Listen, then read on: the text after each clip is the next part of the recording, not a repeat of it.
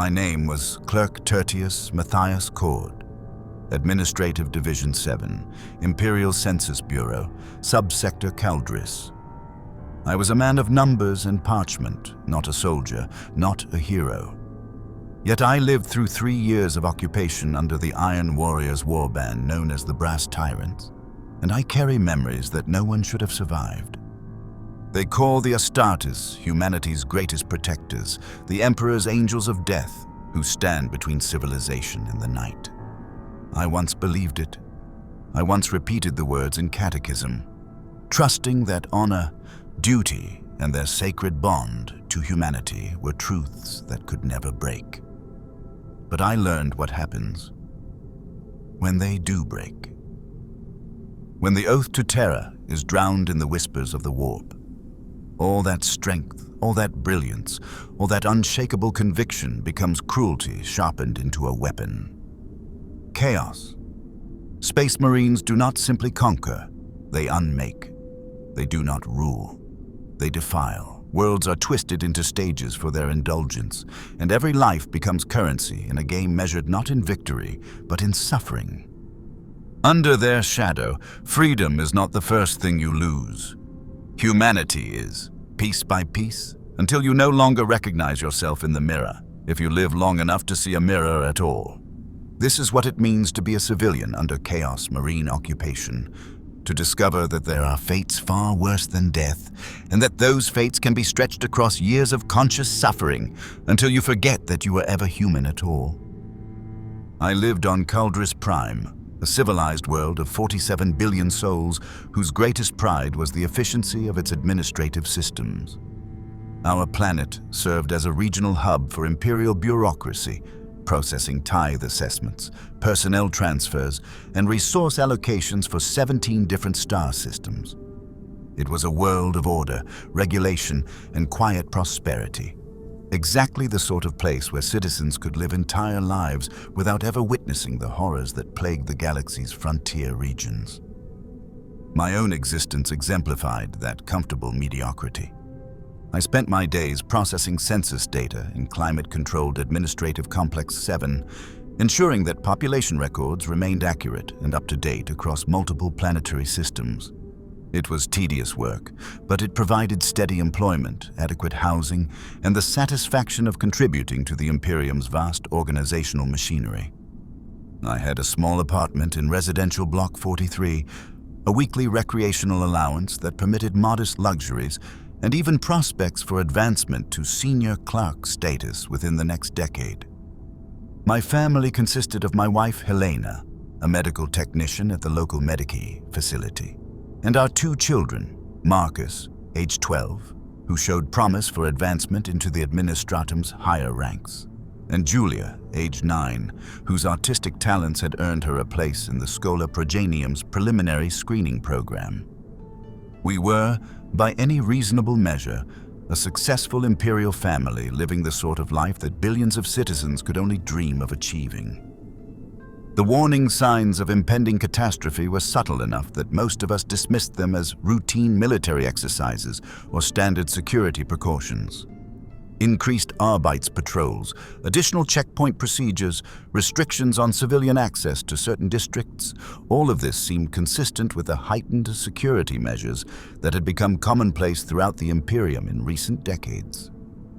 When the planetary governor announced that Imperial Guard regiments would be conducting readiness assessments in our sector, most citizens viewed it as evidence that our world was considered strategically important enough to warrant military attention.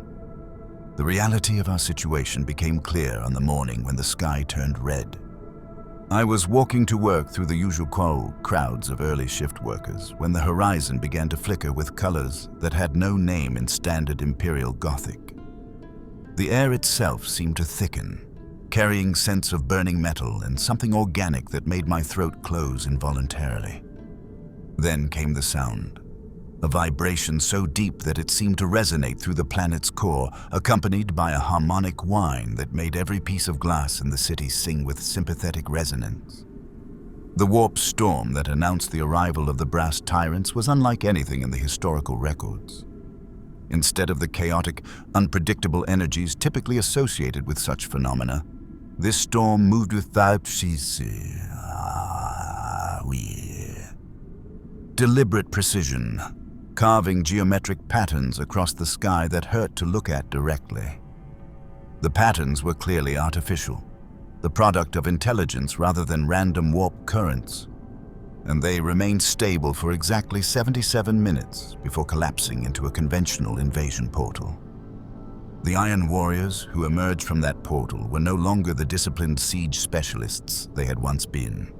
10,000 years of exposure to chaos had transformed them into something that retained all their tactical brilliance while abandoning every principle that had once made them protectors of humanity.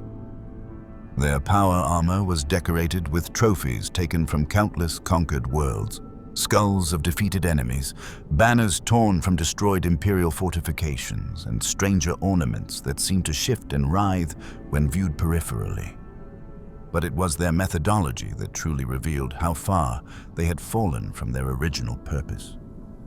Instead of conducting a swift military conquest designed to minimize civilian casualties, they implemented what they called systematic degradation protocols, a carefully planned process of psychological and physical torture that would transform our world into a source of entertainment for their warband, while simultaneously testing new techniques for breaking human resistance.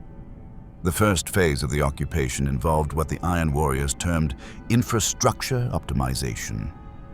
Rather than destroying our planetary government, they incorporated it into their command structure, using existing administrative systems to implement increasingly bizarre and cruel regulations.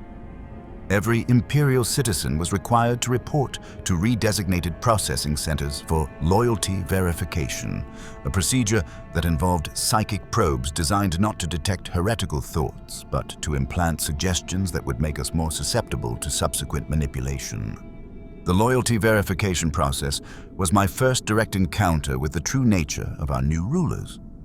The processing center was established in what had been the Imperial Cathedral of St. Astarte, its sacred spaces now defiled with chaos iconography and technological installations that hurt to look at directly.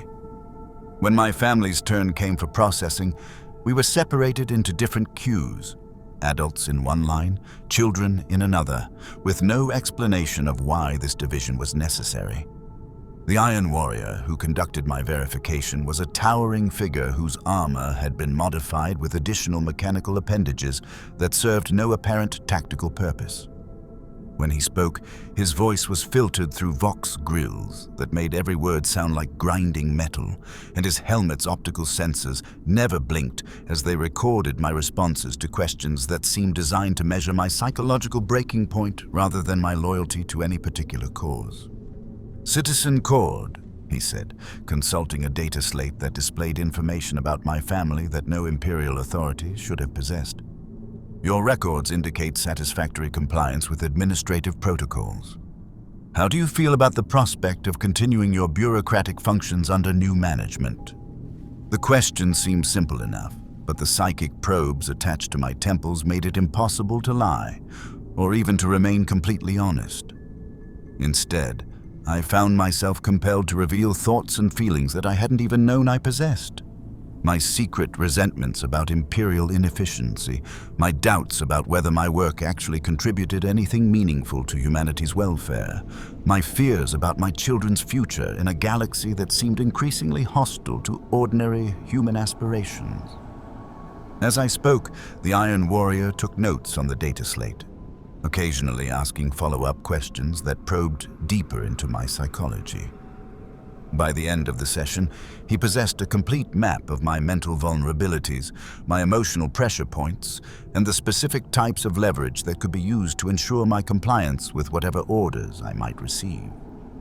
When the verification process concluded, my family was reunited in the cathedral's nave, but we were all subtly different from the people who had entered the building hours earlier. The psychic probes had left residual effects, enhanced susceptibility to suggestion, reduced resistance to fear-based motivation, and most disturbingly, an implanted compulsion to report suspicious behavior among our neighbors and colleagues. The second phase of the occupation involved what the Iron Warriors called social restructuring, a process that systematically dismantled every institution that had provided stability and meaning to our lives. The administratum offices, where I had worked for over 2 decades, were converted into something called productivity assessment centers, where citizens were assigned new roles based on evaluations that seemed designed to maximize psychological discomfort rather than economic efficiency. Instead of continuing my familiar work with census data, I was assigned to maintain records of civilian compliance incidents, a euphemistic term for the punishments inflicted on citizens who failed to meet the increasingly arbitrary and contradictory requirements imposed by our occupiers. My job was to document every flogging, every execution, every corrective modification performed on citizens whose only crime was failing to understand what was expected of them. The compliance incident reports were detailed beyond any reasonable administrative necessity. I was required to record not just the facts of each punishment, but the psychological state of the victim before, during, and after the procedure.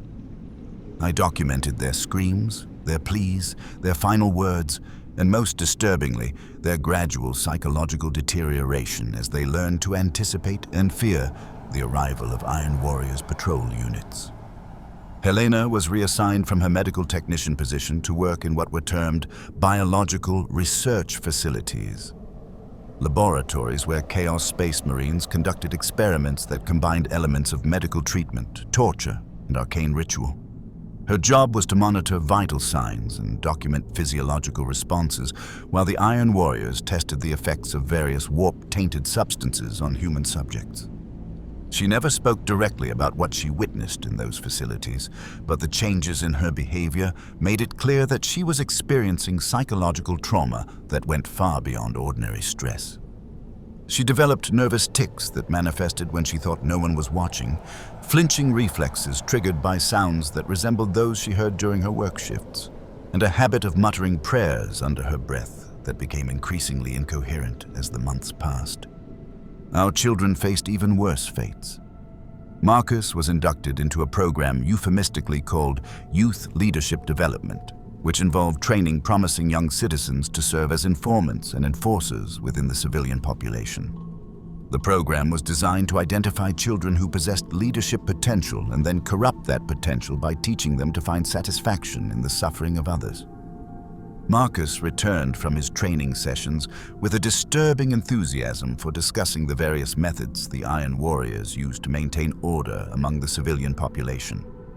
He spoke admiringly of the efficiency of public executions, the psychological effectiveness of random punishment protocols, and the importance of maintaining vigilance against defeatist attitudes among his classmates and neighbors. But it was the changes in his personality that were most disturbing.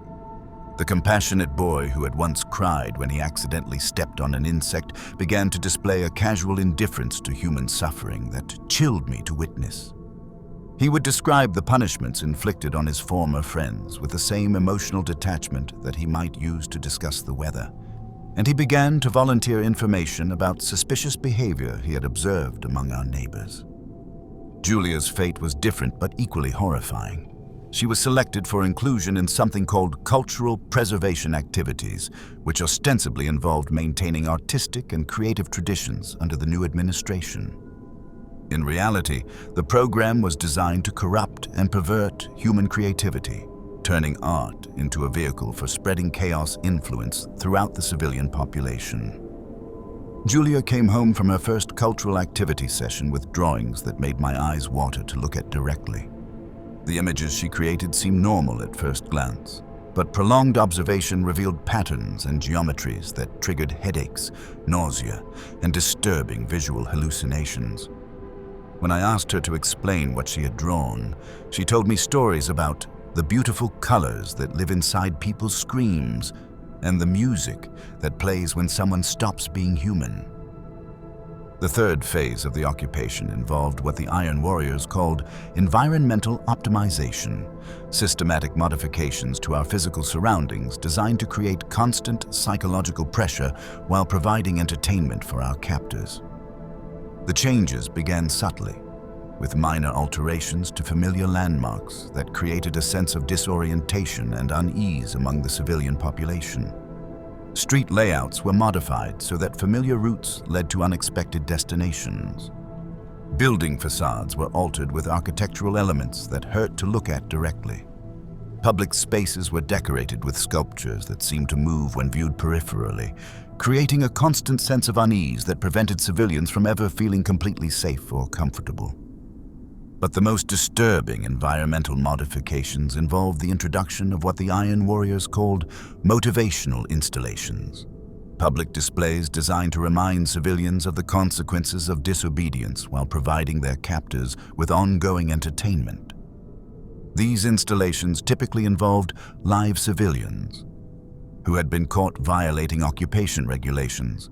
But instead of simply executing them, the Iron Warriors would incorporate them into permanent displays that could provide weeks or months of suffering. The installation nearest to my apartment complex featured a former Arbeits officer who had been caught attempting to organize resistance among the civilian population. Instead of killing him, the Iron Warriors had performed surgical modifications that kept him alive while allowing them to inflict precise amounts of pain for extended periods. He was suspended in a transparent case in the center of the district's main square, his nervous system exposed and connected to devices that could stimulate specific pain responses according to a schedule that seemed designed to maximize psychological impact on observers. Citizens were required to walk past this installation during their daily commutes, and the Iron Warriors maintained careful observation records to document our reactions to the display. Those who showed too much compassion were marked for additional attention, while those who displayed appropriate indifference were allowed to continue their routines without interference. Living under these conditions required psychological adaptations that fundamentally altered our humanity. We learned to suppress our natural empathy, to ignore the suffering of others, to find normalcy in circumstances that would have been unthinkable just months earlier. We developed the ability to witness atrocities while maintaining the appearance of calm acceptance, because any display of inappropriate emotion could result in becoming the next subject for one of the Iron Warriors' motivational installations. The fourth phase of the occupation involved what the Iron Warriors called community integration protocols, measures designed to make civilians active participants in their own oppression while providing additional entertainment for our captors. These protocols were based on the principle that voluntary collaboration was more psychologically damaging than simple coercion, and they were implemented with the same methodical precision that the Iron Warriors had once applied to siege warfare. Citizens were organized into mutual accountability groups, responsible for monitoring each other's compliance with occupation regulations. Each group was assigned quotas for reporting suspicious behavior, and failure to meet these quotas resulted in collective punishment that encouraged group members to scrutinize each other's actions with increasing paranoia and suspicion. The mutual accountability system transformed every human relationship into a potential source of danger. Neighbors who had lived peacefully together for decades began to view each other as threats, watching for signs of defeatist attitudes, inappropriate emotional responses, or failure to demonstrate sufficient enthusiasm for the new order.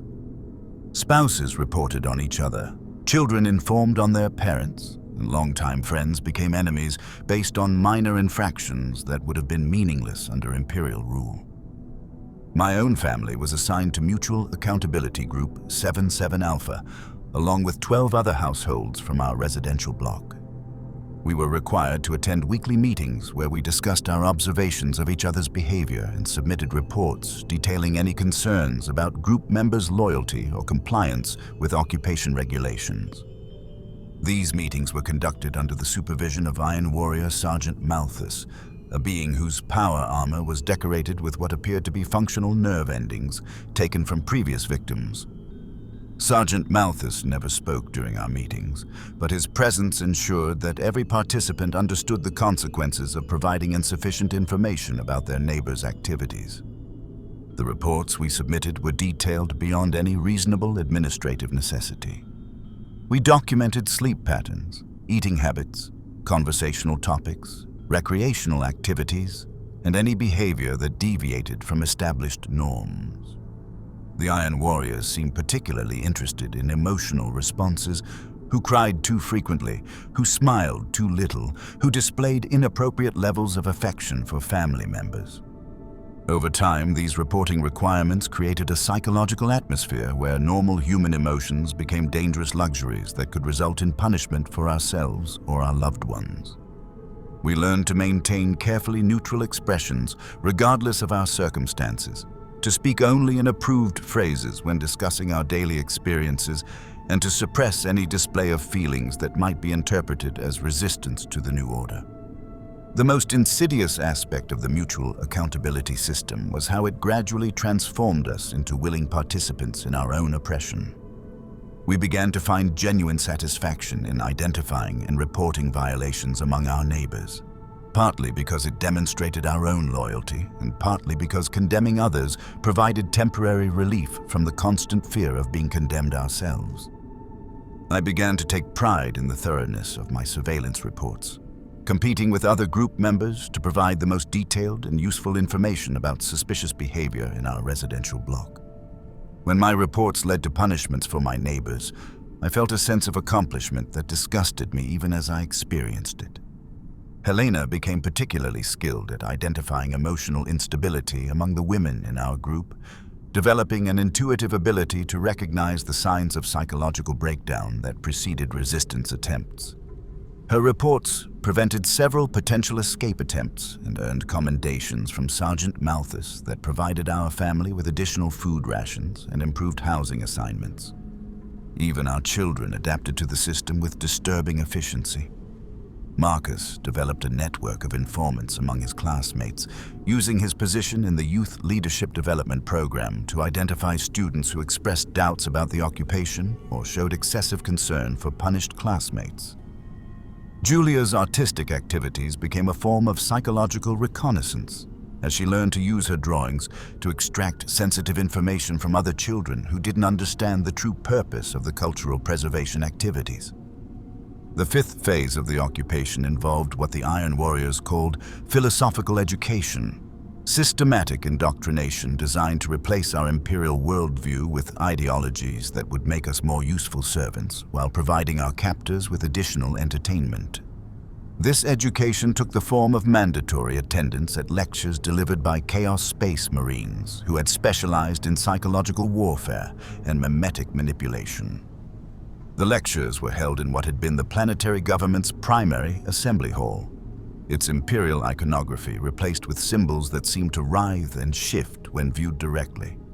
Citizens were required to attend these sessions according to schedules determined by their mutual accountability group assignments, and attendance was monitored by servo skulls equipped with devices that could detect physiological responses to the material being presented.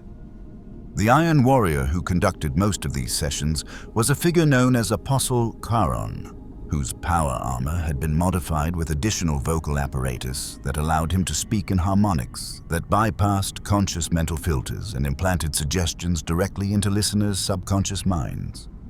His lectures covered topics that ranged from practical collaboration techniques to abstract philosophical questions about the nature of human purpose and the futility of resistance. Citizens of former Cauldrus Prime, he would begin each session, his voice resonating through frequencies that made our teeth ache. You have lived your entire lives believing in lies told by a corpse emperor who cares nothing for your welfare. Today, we will explore the liberation that comes from abandoning those lies and embracing the truths that your former masters tried to hide from you. The philosophical education sessions were designed to systematically deconstruct every belief system that had provided meaning and purpose to our lives under imperial rule.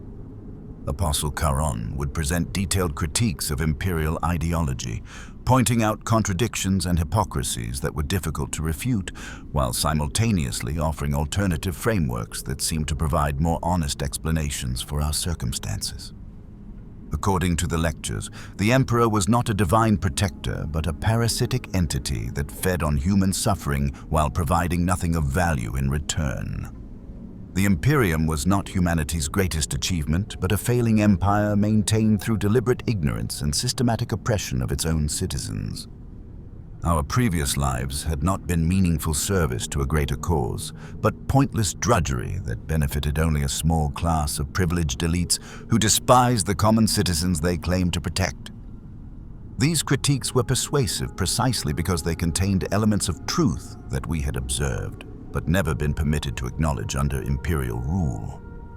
The corruption and inefficiency of Imperial bureaucracy, the arbitrary cruelty of Imperial law enforcement, the obvious hypocrisy of officials who preached sacrifice while living in luxury, all of these were real problems that the Iron Warriors could cite as evidence for their broader philosophical arguments.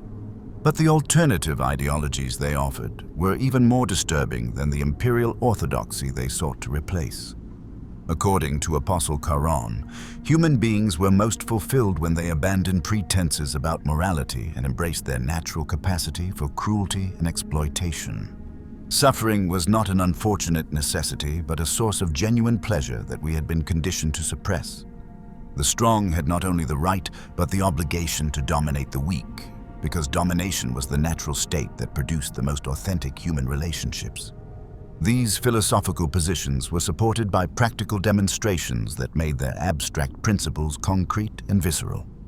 Citizens who had been caught expressing doubts about the new order were brought before the assembly as live illustrations of the concepts being discussed. We were required to observe as these individuals were subjected to various forms of torture and degradation, while Apostle Charon provided commentary about the philosophical significance of what we were witnessing.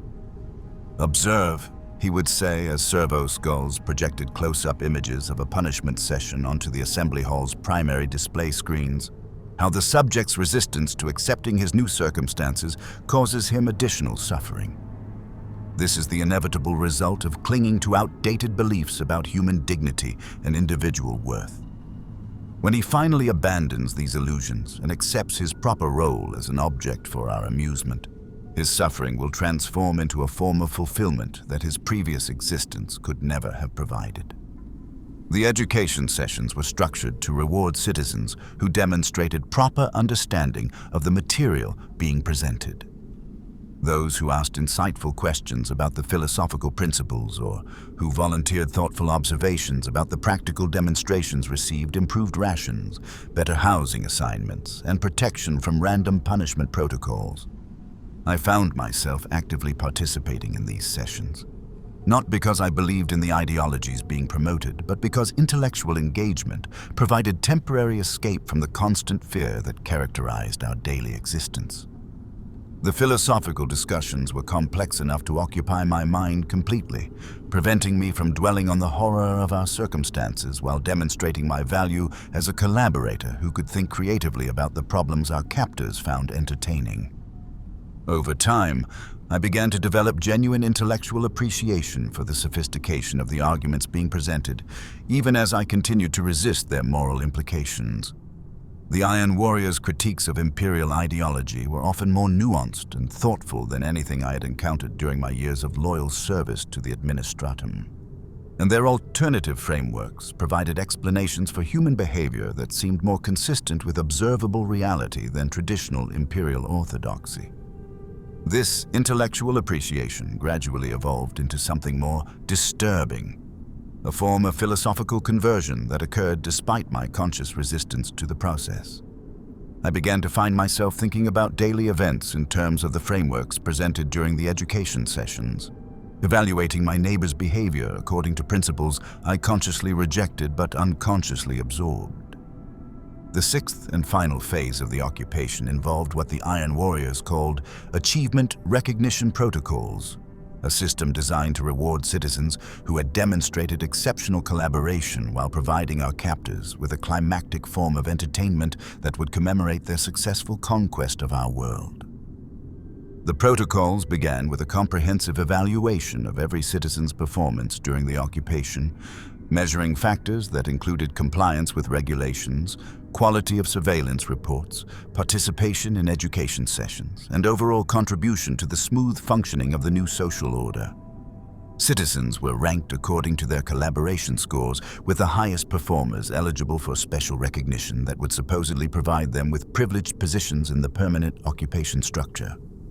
My own collaboration score was surprisingly high, reflecting my detailed surveillance reports, active participation in philosophical education sessions, and successful completion of administrative tasks that had helped streamline the Iron Warrior's control systems. Helena's score was even higher, based primarily on her work in the biological research facilities and her skill at identifying psychological instability among our neighbors. Marcus and Julia had both achieved maximum scores in their respective categories, demonstrating exceptional aptitude for the collaboration skills that would make them valuable assets for future Iron Warrior operations on other worlds. Marcus had been selected for advanced training in psychological manipulation techniques, while Julia's artistic abilities had earned her recognition as a potential specialist in mimetic warfare applications. The achievement recognition ceremony was held in the same assembly hall where we had attended philosophical education sessions.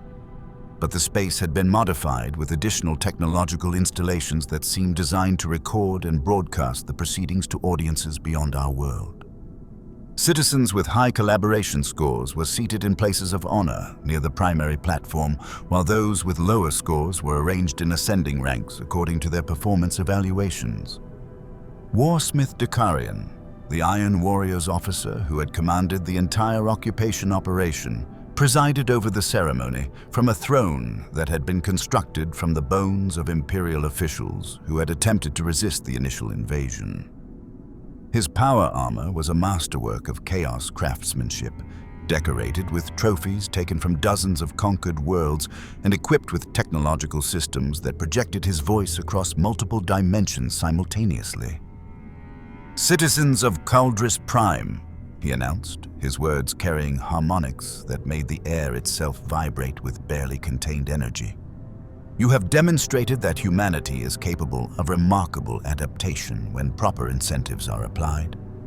Your transformation from Imperial drones into useful servants of chaos represents a significant achievement in the ongoing evolution of your species."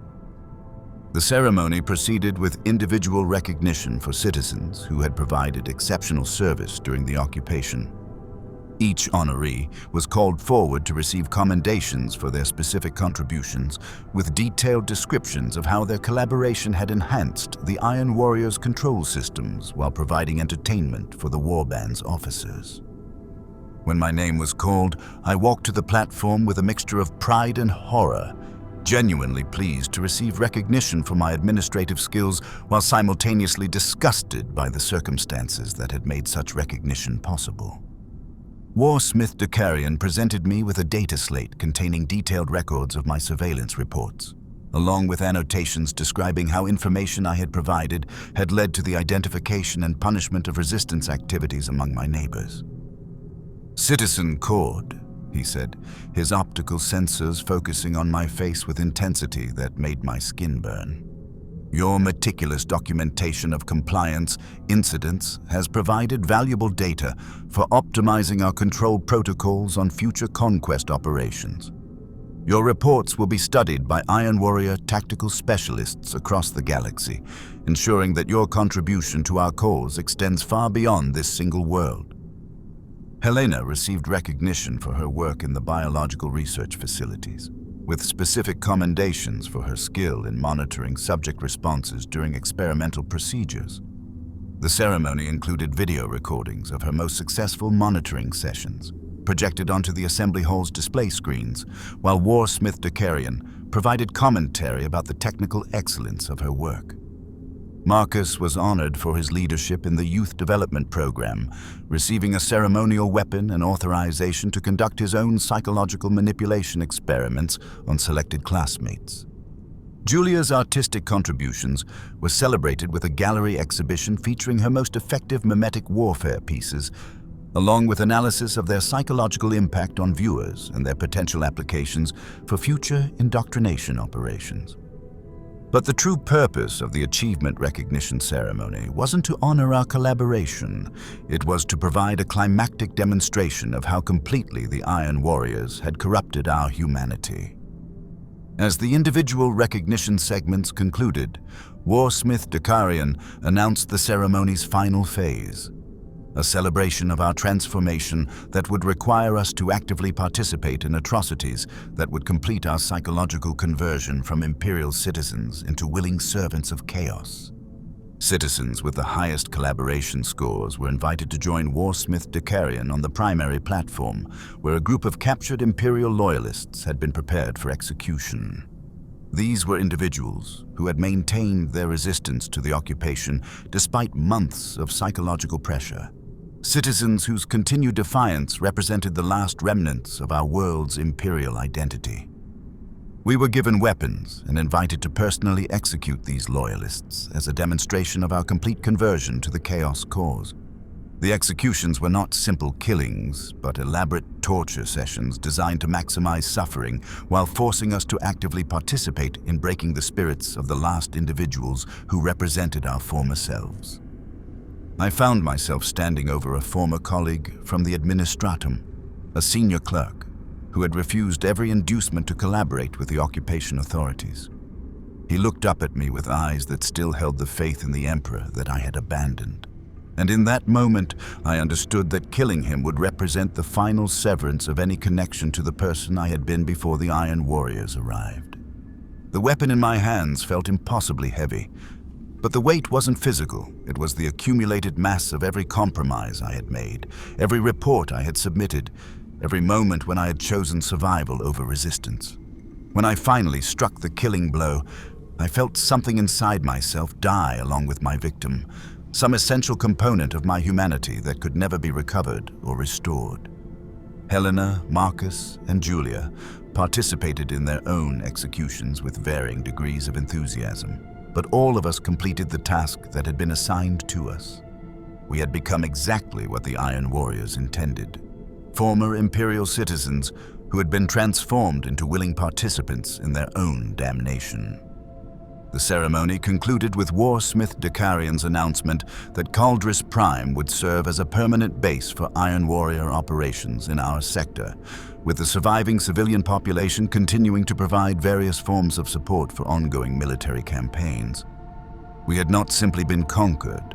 We had been transformed into a resource that could be utilized for the corruption of other worlds, our own fall from grace serving as a template for breaking the resistance of future victims.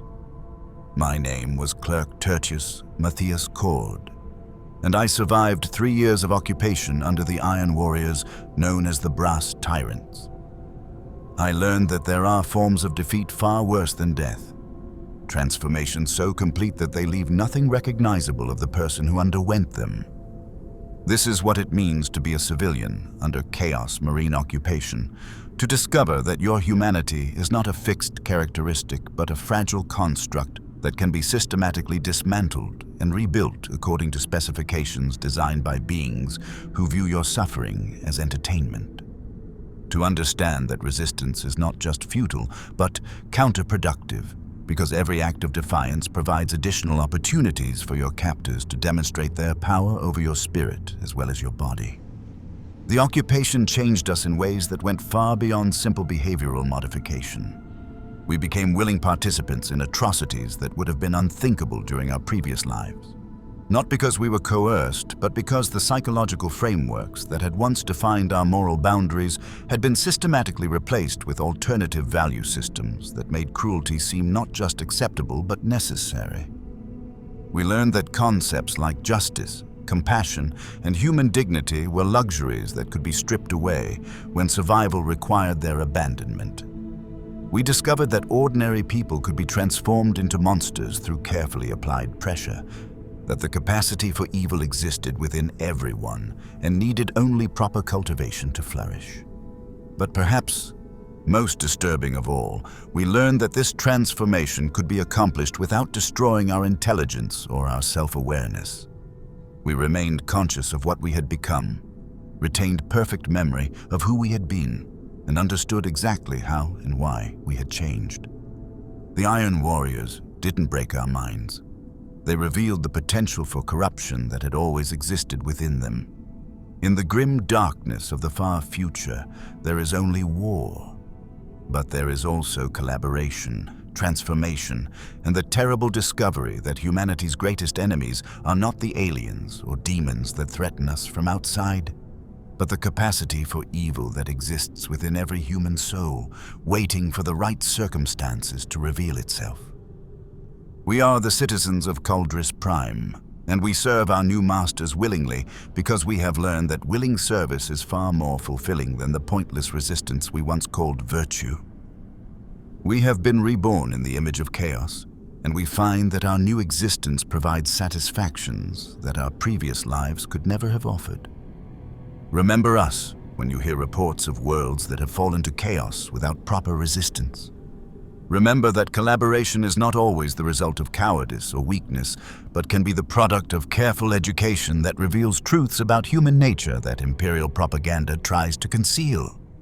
We are proof that any population can be converted, any resistance can be broken, and any world can be transformed into a willing servant of the dark gods.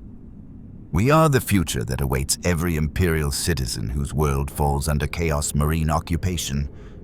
And we are content with what we have become, because we finally understand what we were always meant to be.